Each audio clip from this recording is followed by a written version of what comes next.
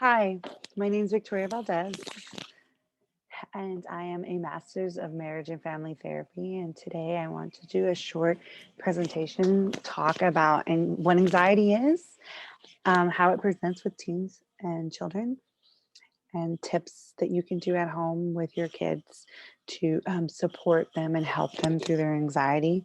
And any information I share here, is not a replacement for seeking mental health support and help by a trained professional, by a clinician like myself or someone else.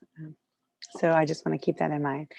So again, I'm Victoria Valdez. You can find more about information about me and the type of services that I provide at my website, victoria-valdez.com. You can email me at Victoria Valdez. You can contact me by phone.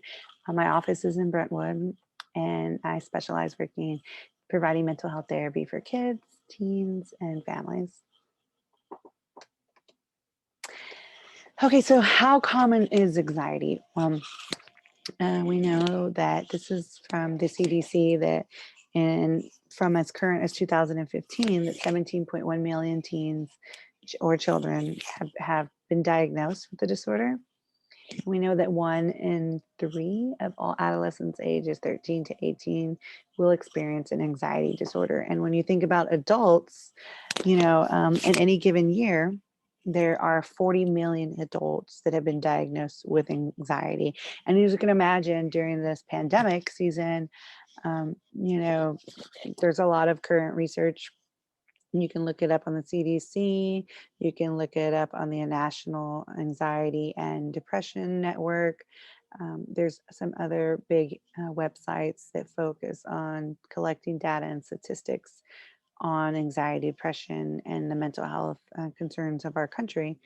And that was reported that there's been a huge increase surrounding the pandemic, lots of anxiety, depression. And I can tell you from a personal level, on my caseload of teens and children that I help, significant increase in calls for anxiety. Okay, so anxiety in a nutshell, something that you'll hear a lot is, what if? I don't know. I think this is going to happen. Am I going to be okay? Lots of worry, worry. What if, what if, what if? Worry, worry, worry, worry. Like a broken record. That's kind of what's on the brain all the time. Um, I like to use the example of the iceberg, right? So if you're in a boat and you're, sailing where there's icebergs, you see the tip, but you don't see what's underneath. So some behaviors. This isn't in an all-inclusive list of behaviors, but some behaviors you might notice with your teen or with your kid is avoidance. That's a big one. Them avoiding to go to school, them avoiding to interact socially, to meet new friends, avoiding to do presentations, avoiding to do homework because of worry that I'm not good enough, I'm going to fail, there's no point in trying. What if I don't get a good grade? The teacher's going to think I'm dumb. Lots of what if, right? Lots of avoidance. You may see some anger and irritability, lots of sleep issues. When you have a worry brain, it is hard to go to sleep because your brain doesn't let you, the worry, the anxiety doesn't let you rest, keeps you keyed up, they're tense. There's a lack of focus or concentration. They might be more defiant.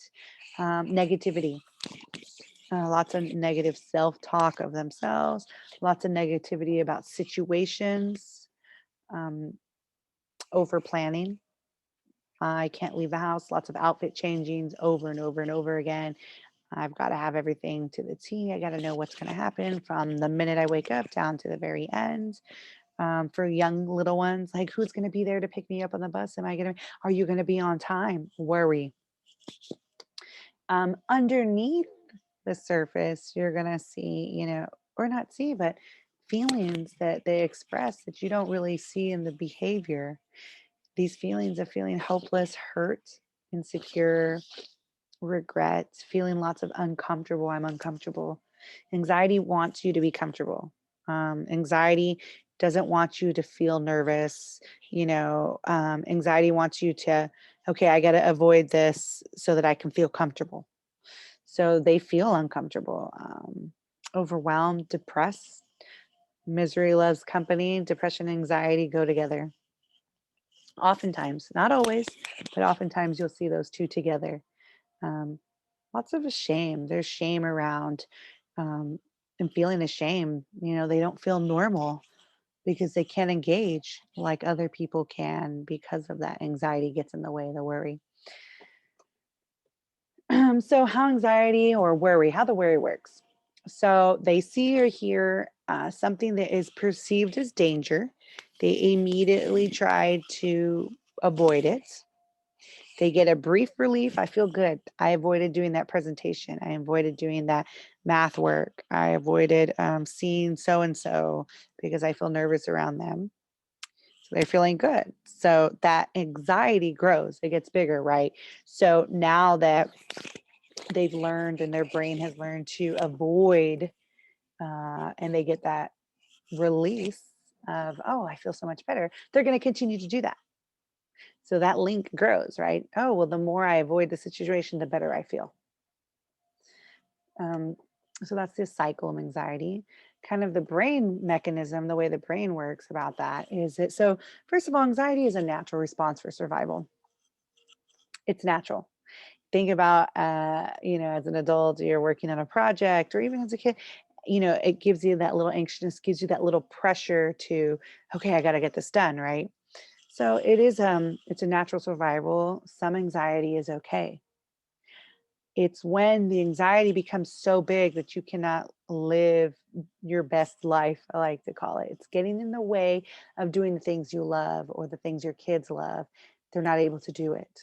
They're not able to have friends. They're not able to um, go to the store or do their presentations, right? They're not able to sit in the classroom. It's keeping them from doing the things that other kids can do, right? And they want to do those things. So, what happens in the brain is that you have these little bitty, they're almond shaped size. It's called uh, the amygdala, and that is on both sides of the brain.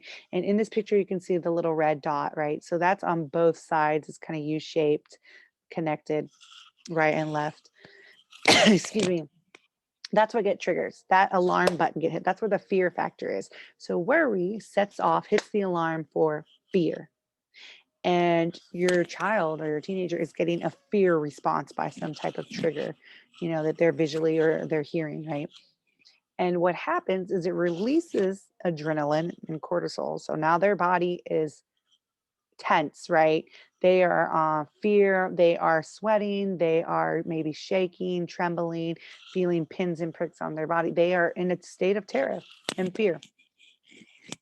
Your body goes into survival mode.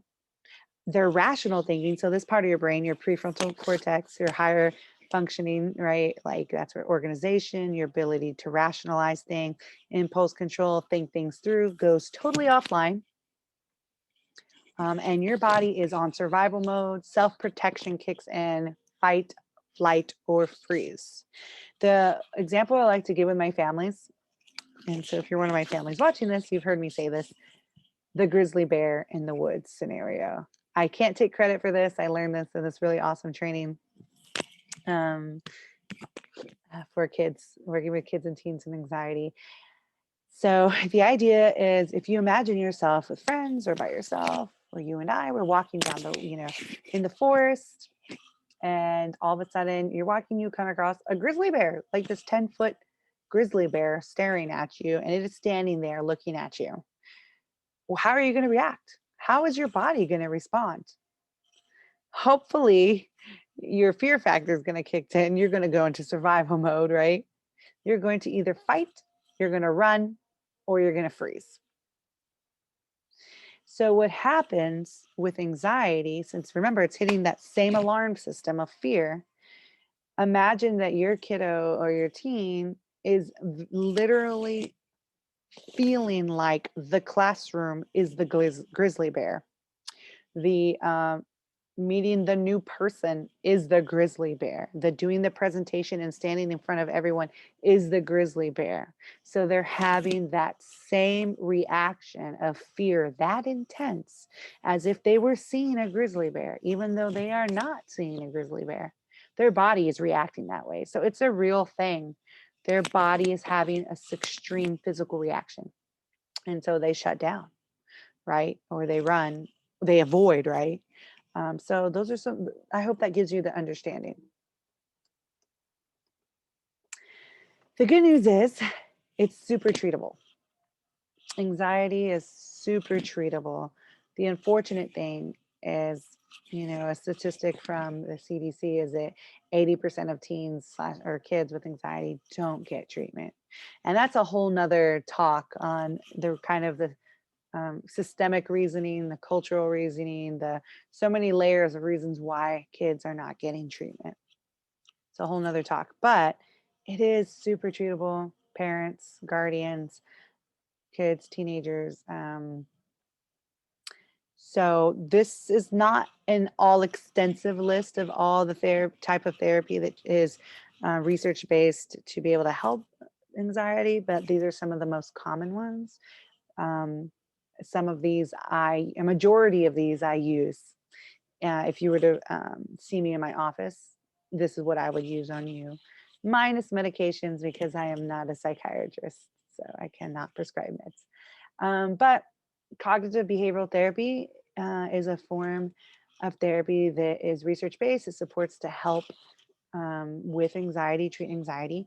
There's cases where if therapy is not working and a client really is just suffering so much that they need medication to stabilize, right? And it's also a personal choice or a parental choice or guardian choice. Medications are there to help with anxiety, right? To kind of calm the amygdala, right? But it's also really important that the best practice from research shows that medication and therapy together is what's going to be really beneficial. But again, it is going to be your personal choice. And in therapy, a therapist who knows how to treat anxiety may use a form of cognitive behavior, teach skills, provide homework, skills such as relaxation, meditation, skill building as learning, teaching them to lean into and not avoid fears, not to identify worry triggers, to learn how to cope with that, to change your relationship with anxiety, um, do a type of exposure therapy little by little. And then there's brain spotting. Brain spotting that's a whole nother talk that I could do, but in a nutshell, please feel free to Google or YouTube brain spotting to get it in depth. But in a nutshell, it is a neurobiological tool that a trained therapist can use to help clients pinpoint and identify and provide treatment some of the symptoms of anxiety, depression, trauma, and there's some other things too, and bring some relief in those areas. And it is something that is, like I said, neurobiological, so it is stimulating the deeper parts of the brain to process from a nonverbal part of the brain the neurophysiological symptoms, emotions um, experienced by trauma, anxiety, depression. So it's a really powerful tool. Again, I could go into a really long talk about that, but we won't do that for right now. So tips of coping for anxiety. So again, remember, these tips are not a replacement for therapy or medication. I cannot express that enough. So just some basics. Sleep. When I treat my clients, that's the number one thing I assess for is sleep. How is the kiddo and teens getting? Are they getting enough sleep? Is their sleep restful? How can we talk about sleep? I talk about sleep hygiene. How can we support their sleep? Because a lot of research supports kind of correlations and link and how a lack of sleep can really be detrimental and really cause, mental health issues to increase in a negative way.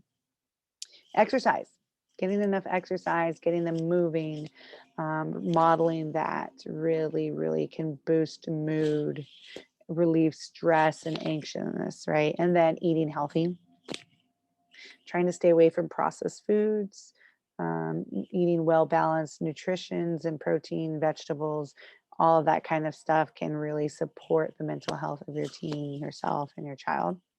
Learning routine mindfulness meditation, tapping, and deep breathing. So please feel free to visit my website and click on the YouTube link on my YouTube channel. As often as possible updating playlists for meditations I love to use, with videos of explaining mindfulness and meditation exercises, videos about using tapping exercises, deep breathing that focus on anxiety and stress as coping.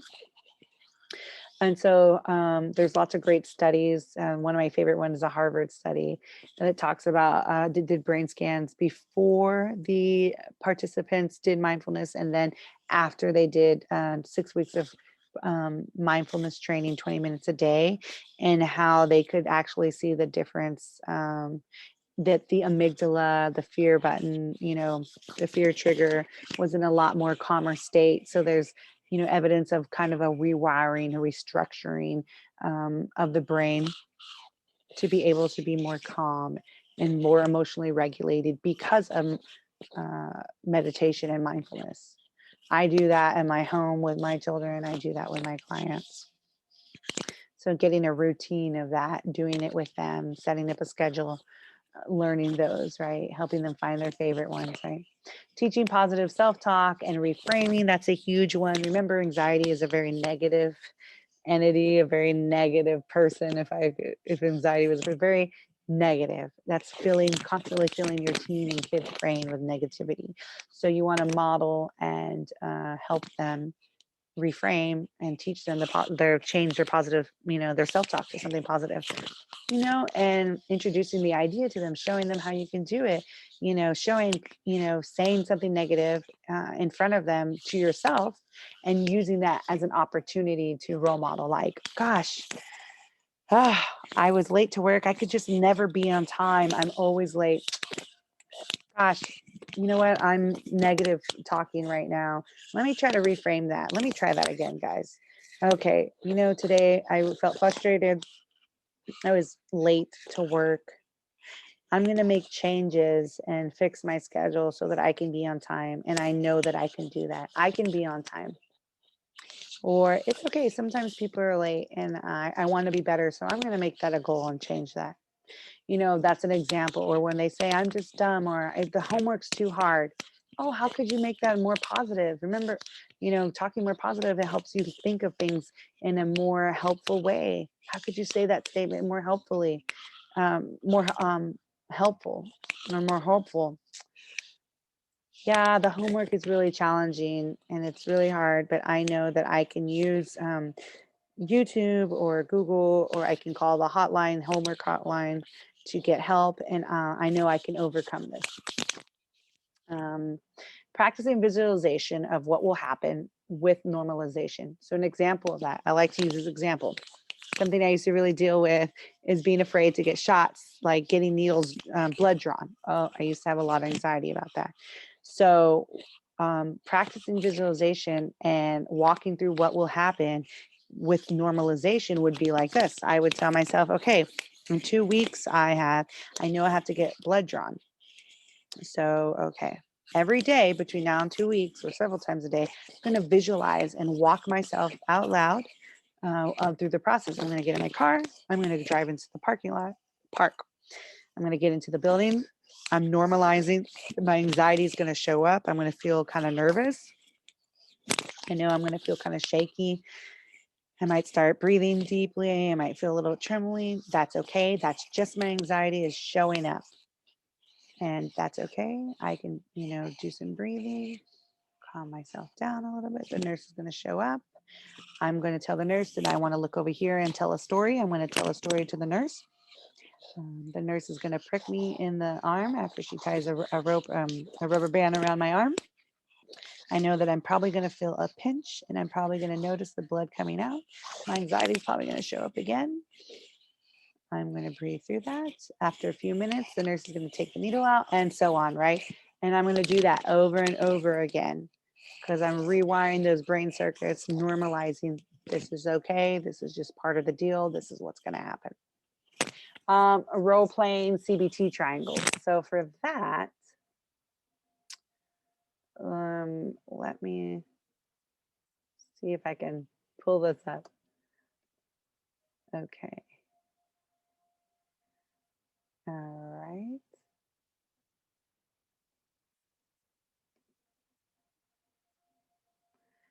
So I'm going to go back to screen share. Okay.